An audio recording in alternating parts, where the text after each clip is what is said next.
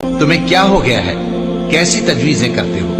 کیا تمہارے پاس کوئی کتاب ہے جس میں یہ بات پڑھتے ہو کہ جو چیز تم پسند کرو گے وہ تم کو ضرور ملے گی؟ یا تم نے ہم سے قسمیں لے رکھی ہیں جو قیامت کے دن تک چلی جائیں گی کہ جو کچھ تم طے کر لو گے وہ تمہارا ہوگا؟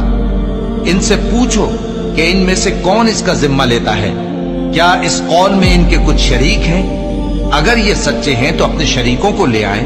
جس دن پنڈلی سے کپڑا اٹھا دیا جائے گا اور کفار سجدے کے لیے بلائے جائیں گے، پھر وہ سجدہ نہ کر سکیں گے۔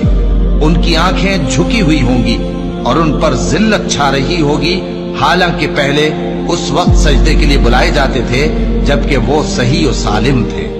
سو مجھ کو اس کلام کے جھٹلانے والوں سے سمجھ لینے دو۔ ہم ان کو آہستہ آہستہ ایسے طریق سے پکڑیں گے کہ ان کو خبر بھی نہ ہوگی۔